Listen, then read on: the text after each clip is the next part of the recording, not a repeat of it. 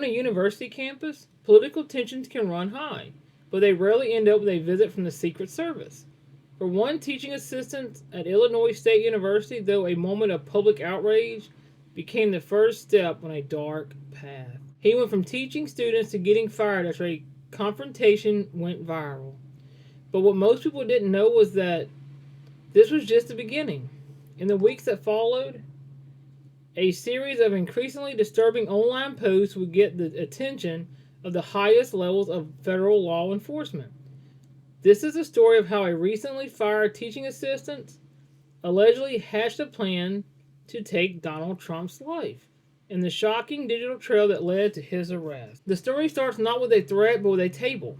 At Illinois State University, the campus chapter of Turning Point USA, a conservative student group, was hosting an event.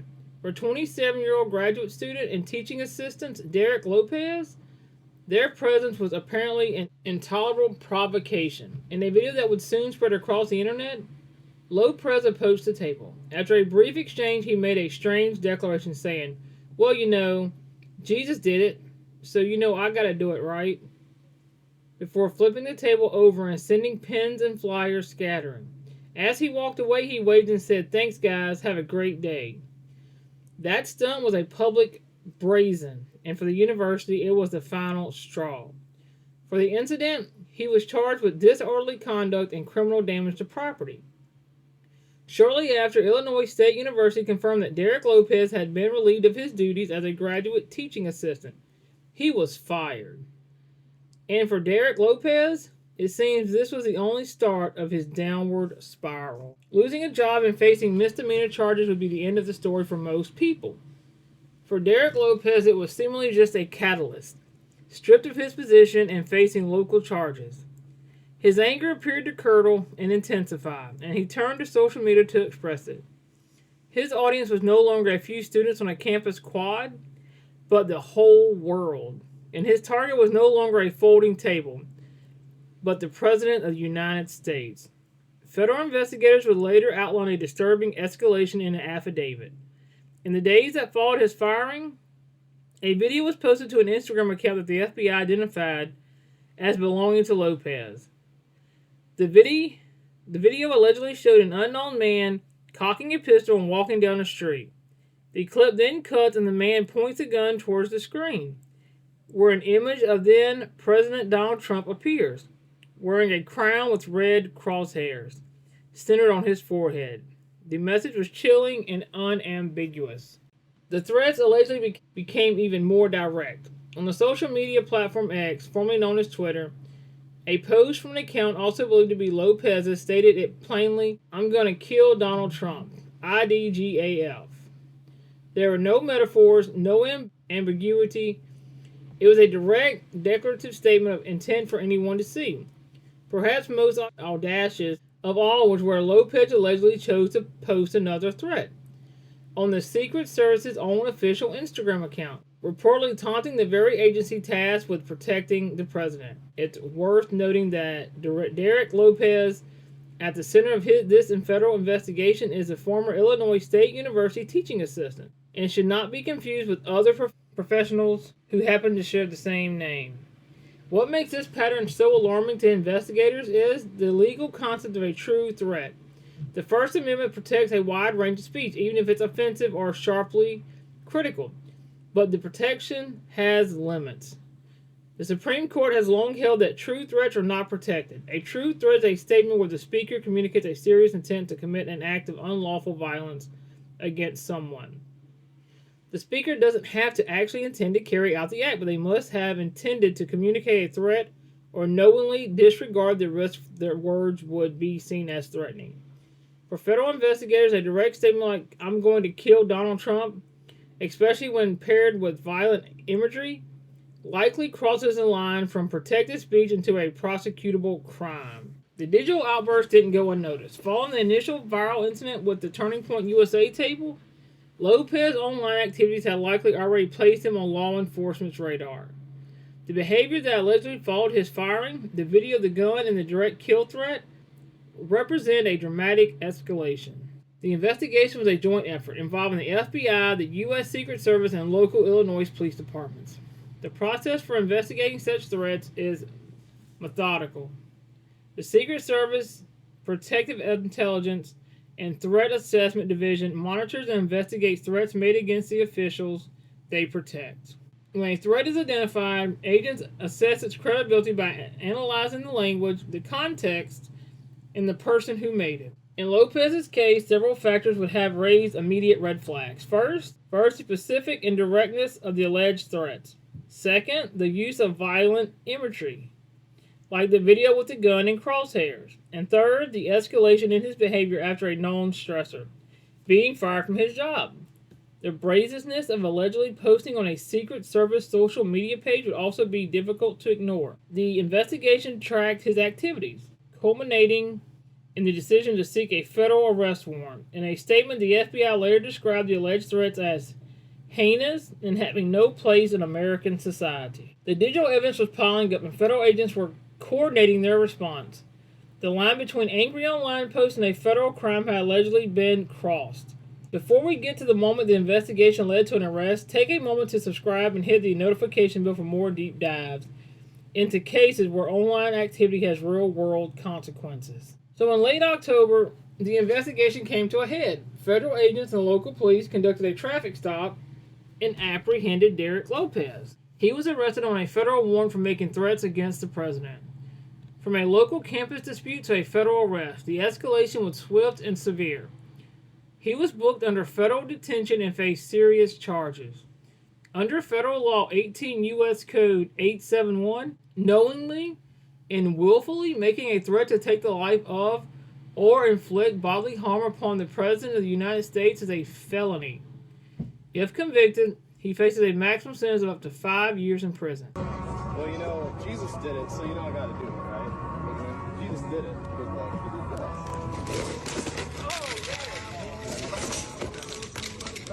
Thanks, guys. Have a great day. So you have the right to remain silent. Anything you say can and will be used against you in a court of law. You have the right to talk to a lawyer and have him or her present with you while you're being questioned.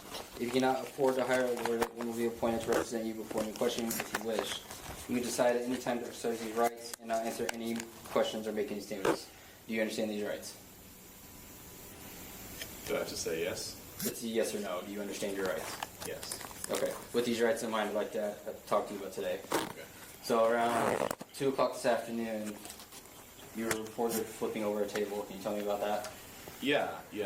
So, the Turning Point USA people had a table. They were distributing pieces of paper about an upcoming event, a comedy event. There was a racist coming to talk on campus. Okay. So I flipped their table over. I told them I thought that's what Jesus would do. And, I know I'll get in trouble for it, but I still think it's what Jesus would do. So you think flipping over students, again, you're helping a student right now. You're here to help students get I was an helping education. students when I flipped that table over, too. How's flipping a table helping students? Because those guys are trying to hurt students. By handing out Propaganda. paper. You don't have to read the paper. You don't have to take the paper. But lots of people do. Okay, then that's them. That's not you. That's not your friends. That's not the people around you. It is the people around me. Okay, but it's other people that want to go to look at the stuff. You don't have to. If I invite you to watch the Super Bowl, are you going to watch it? I don't know. Do you even like sports? I watch the Super Bowl with friends sometimes. Yeah, I do that. Okay. Do you like the same music as me? If I invited you to a concert, okay, then you can say no. Okay, sure, yeah. Case in point. But are you going to a concert where they're holding up their hand and throwing swastikas around and doing they're stuff not like doing that? All right, Yeah, Republicans group chat. All right. You're going to be cited Okay. for What does that mean disorderly exactly? conduct and criminal damage to property. Okay. All right. Which property? The table. Did I Derek. break it? I thought I just turned it over. No, you broke it. Oh, I'm sorry. So you'll have a court date. Okay. All right. It'll be November 11th at the Law and Justice Center in Bloomington. All right. Okay. So, do you say December or November 11th? November. November 11th. Okay. No, November 5th. What? Oh, sorry. I don't know where I got 11th. November 5th at the Law Law and Justice Center in Bloomington. Yes. Those are your copies. Mm-hmm. At the bottom, it shows your court date and time and where the location is at. You mean this here? Or wait. Where it says Oh, yeah, Law and the Justice Center. address of the Law and Justice Center. Yes. And the date. Yep. Okay. Okay. You need to I knock keep this both of off, these? Derek. Do I keep both of these? Yes. Okay. You're an employee here at ISU. Mm-hmm. You should not be antagonizing your students here on campus. Does that make sense? If That it does make happens sense. again, you will be going to jail for disorderly conduct. Okay. Does that make sense? Okay, officer. Yeah, that makes sense. I understand. This report will also be going to HR. Yes, and the last one also probably is still working its way to HR, right? Probably. Explain this one. All right, yeah. So this one is the one that I posted on all my accounts that got a lot of attention, and I think this is probably like the representative sample of what the FBI wanted to talk to me for. Okay. So, yeah, I mean, straight up, I don't like Nazis. I don't want to kill anyone, and I don't think I have to kill anyone, and I'm not going to kill anyone. I told my brother one time that if ultimately in real life it came down to like me or someone else, like one of us dies and one of us has to live, I'll choose the other guy. F it, I'll choose the other guy. Because I've already had my fun, you know. I had a great time growing up. I had a good time in college. If fascists are going to kill me, then so be it. But while I'm here, I'm not going to be quiet about the fact that fascists are evil. It's as simple as that. So then this one also drew my attention.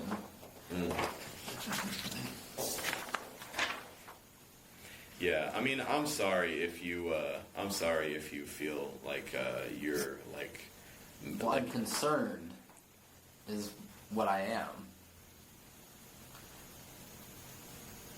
Like, I'm reading stuff about people, like, threatening people with violence. Well, what about the ICE officers who threaten people with violence? I'm not with them. I'm not involved in that. So I know, I'm not but like, here. you That's wouldn't not try my- to stop them.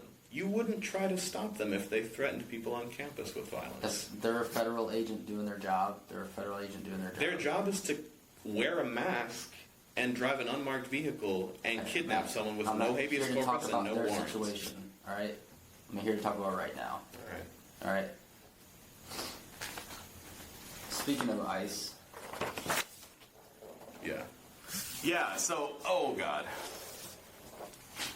So this is part of what I was talking about to the FBI. Like, I told the FBI the way that I approach my social media is almost like a piece of performance art. And so same way this with is this one. Yeah. I mean, same vibe, right? So this is me threatening to pop the tires on an ICE van because the ICE van has people in the back and they're being taken to a concentration camp. So, are you talking about this topic? We already talked about No, we already this talked about the other ones. Yeah, I don't know so why yeah. they posted them the way they did. But yeah, this is a picture of me because I wanted to put, a recognizable, I didn't want to put my whole entire face, but I wanted to put something recognizable out there so that people would know that I wasn't hacked. Like, this is genuinely my account. That's part of what makes it feel more like effective, I think, at the deterrence. Like the deterrence of Nazism, the deterrence of fascism. Okay. And then last one, I guess this one, I don't really know why they put that one in there. I think we kind of already talked about that a little bit, so. Yeah, I met the guy who shot Charlie Kirk, big if true. I did not actually meet the guy who shot Right, Charlie Kirk. but the Charlie Kirk one at the top. Well said. Cry harder. Every day hundreds of frail little kids in Palestine die. Charlie Kirk spoke out, not to end their suffering, but in favor of it. That was his free speech. My free speech is this. I, Derek S. Lopez, killed him. I killed Charlie Kirk. Yeah. So if he can say that, then I can say this. Like, free speech, whatever. I killed Charlie Kirk. It's not true. Just because I said it doesn't make it true. No. But, like, it's a little concerning. Yeah, no, I understand. And I do understand why you had to take me in today. I'm not mad at you for taking me in today. You're doing your job. This is something you should be concerned about. And you had an interview with me, and now you know that, like, I don't mean any of this shit. Like, I'm not a threat to anybody. I'm not a threat on campus. I'm not a threat in Illinois. I'm not a threat to the United States of America. I'm just really upset. I'm just upset with what I'm seeing. I feel like I have no outlet for it. And you know what? I told the FBI this too. Like, sometimes when I'm posting this stuff online, like, I don't want to be a violent guy. Like, I don't actually believe in that. Sometimes when I post this shit online, it almost feels like vomiting. Like, it's almost involuntary. Like, obviously thought goes into it, but like, it feels like vomiting because I'm just seeing so much absolutely nasty shit coming out of like every like political place that I look. It's just disgusting. Sure. I just want to like program computers and like have a nice little job where I can, I don't know, I just want to like live in my yard, live in my house with a yard, have a dog and a computer and maybe a girlfriend or a wife one day, or I don't know. I mean, yeah, broke up with my girlfriend a couple weeks ago, so that's great. But yeah, I don't know. It's just, yeah, you know, yeah. I'm sorry that I feel like I have to scare people in order to like. Well, I don't do my think part. Anybody should be scared into or forced into anything that they don't want to believe or do. Well, I'm not forcing anyone. This is all just stuff I'm posting. I know, online. but like you said, you're sort of threatening people with like violence, but not actual violence, like bluffing. But don't you think it's a little wrong? Like if I threaten I do think that what they're doing is wrong. So right. I can't fight wrong. I can't. You can't have a normal conversation with somebody you have a disagreement with. You can't. No, because they're not having a good faith conversation. Like Charlie Kirk, right? His whole thing was like, I'm going to go have a nice normal conversation about our differences. That's what he said that he was doing. Again, that's what he said he was doing. Mm-hmm. That's how he convinces people that he's a good guy.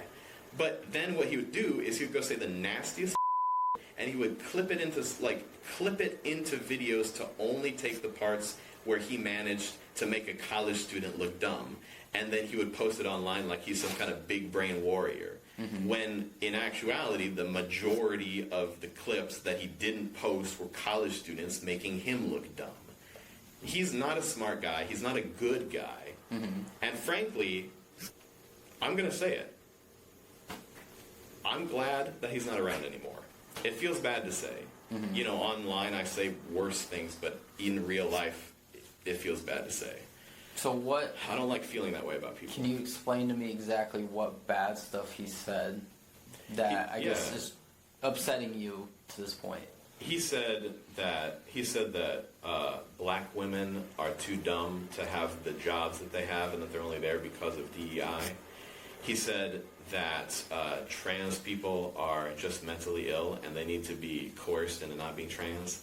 He said that if trans people keep this up, then we might have to do something. Mm-hmm. You know, stuff like that. Mm-hmm. He's not a good guy. You think I'll actually get arrested for this? From what I've talked with everybody, you know, my chief of police and with the FBI agents, again, all of this is this new cautious. territory for you guys? Or No. is this something you see a lot? With recent events, a lot more. And it's very concerning because of recent events, because of Charlie Kirk.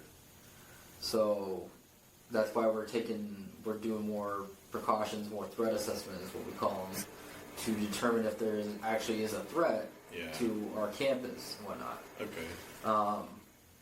From what I talked to everybody, this is borderline like terroristic threats almost. And I get it. I'm not a fan of Nazis or fascists either.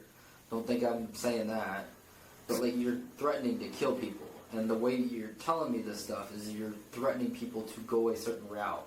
Like, I don't threaten people to do something for me. I have conversations with people.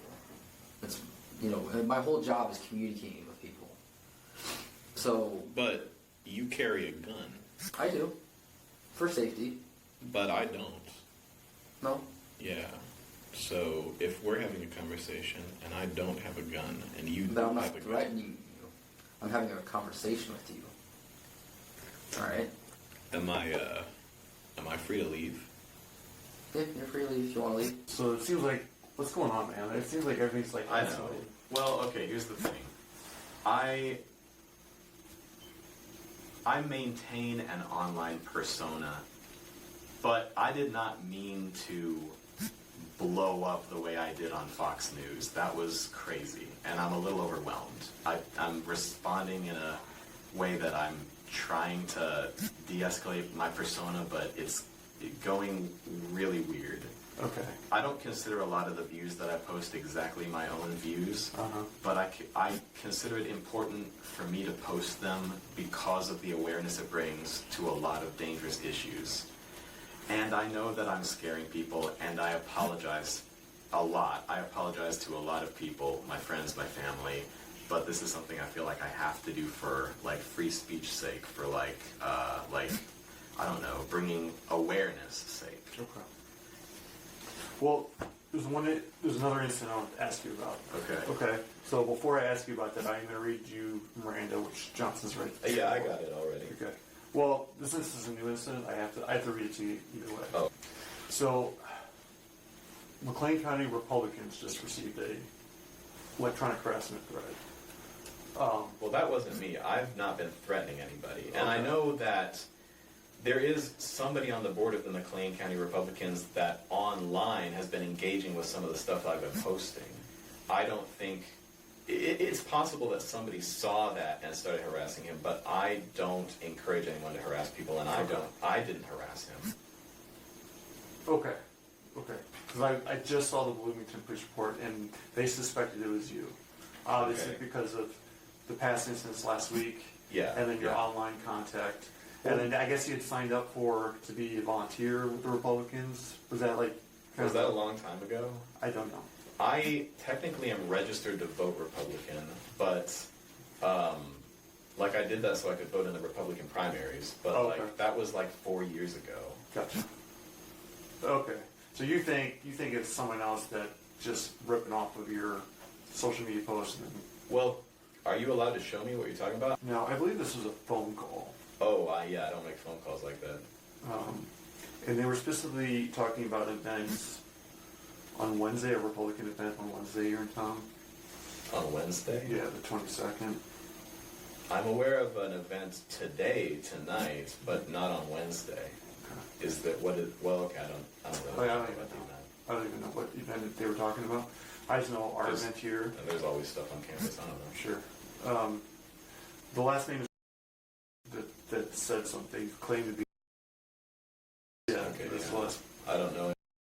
Does it ring I a don't bell? think so. I mean, I don't know all my friends' last names, like people I was acquainted with in college, but I can't think of close with. Okay. All right.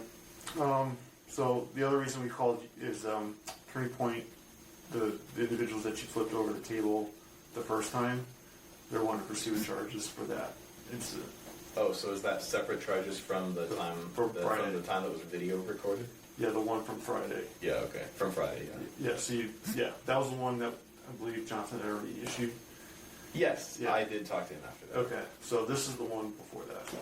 Yeah, okay. So because of those two charges, because of the stuff online, you are going to be arrested today, and you're going to be taken down to jail. Okay, And you'll be detained until when? until you see a judge, which will be tomorrow. I'll see a judge tomorrow. Mm. And then what will happen? Because I was told I'd see a judge on some date in November. Right, that was for that first charge. Oh, so the second charge is Yeah. faster because it's the second Yeah, charge. because it's the second charge, and they're so close together, and Right. all the other circumstances with the online stuff. Well, I think the first charge... Oh, wait, sorry, we're talking about the table. Yeah. now. So Okay. right now we're talking about combining all this stuff together. Okay. Well, not the phone calls, because that wasn't... No, not Yeah. the phone calls. I just wanted to make sure Okay. that wasn't you. Yeah, no, that But it wasn't doesn't me. sound like it was you. It sounds like some. I'm more of a flipping over a table guy than a phone call threatening guy. You're more active. Well, no, I wouldn't say active. See, that's one of the things about my online persona. Like, I come across very angrily, but it's kind of like a chihuahua, you know? It's like, in real life, I try to stay very, passive, calm, and level. And my online persona is angry because I feel like I have to do that in order to effectively engage with the people that are also angry online. Okay. Why take it on the table in Turning Point? Like why flip that over? The Turning Point table? Well, I have very strong views, and I do disagree with a lot of what Turning Point does as an organization. I've got no ill will against the students. I think they probably made a mistake by joining that organization, and they were just trying to be involved on campus, representing their beliefs. A lot of those kids are like, yeah, free speech. I'm all for free speech, and I love that too. But Turning Point's not a good organization. And these kids are, freshmen coming right out of high school. They don't know that. So I feel like if I can discourage that as much as possible, I'm going to do that in a nonviolent way, Because flipping over a table, I didn't mean to damage the property. I actually was trying to just, overturn it and spill the contents, but I think somebody tried to prevent it or sat on it, and then it, got pulled in a way I didn't mean to happen. I almost tripped and fell over, but... Well, if the tables were reversed and somebody came up and flipped over your table, how would you feel? I feel bad, and the Republicans felt bad, Yeah, I feel bad. Okay. Can I turn around? You can put this away. All right. Turn. Chains behind your back.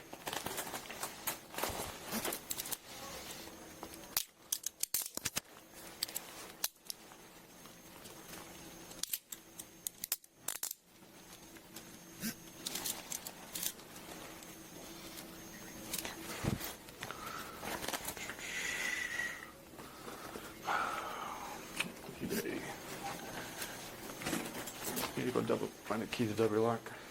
Mine on my other uniform. You're okay. Oh, Okay. We go this way.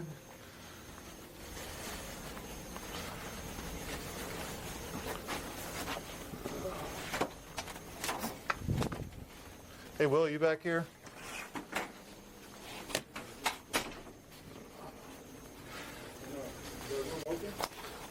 You got a handcuff key on you? Yes. You need it? Yeah, mine's in my uniform, and I just need to double lock his cuffs. Oh, you don't need to take it? Yeah, I just need to double lock. Only 23.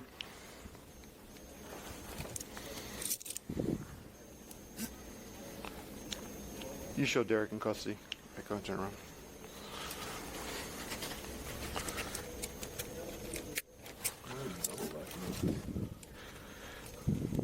So, if I don't double lock these, when you go to sit down, if they're not locked, these can tighten down and hurt your wrist. Oh, like it keeps it from Sliding. ratcheting. Yeah, keeps it from ratcheting and hurting your wrist. Okay. Education. All right. Where did I put my book? Oh, it's over here. All right, come on.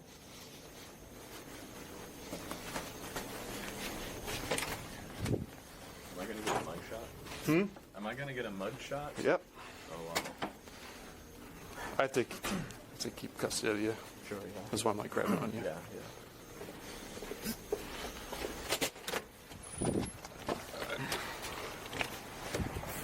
I think that parking lot's where my car is. Right here? Yeah. Yep. That's probably them giving you a ticket.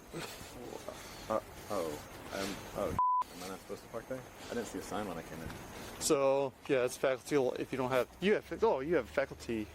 permit, No, I don't don't. I don't have a faculty. I'm a faculty, but I'm like brand new to the university. I haven't gotten all the paperwork yet. Oh, okay. Not Okay, well, either way, I'll have them 22 your ticket. Thanks. So you think I already gave that person a... I guess they're quick. Yeah, that's right. Yeah, they're quick.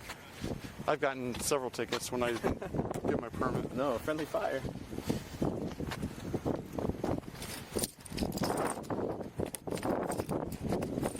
Can I have a seat? Can I put my hands in front of me? Nope.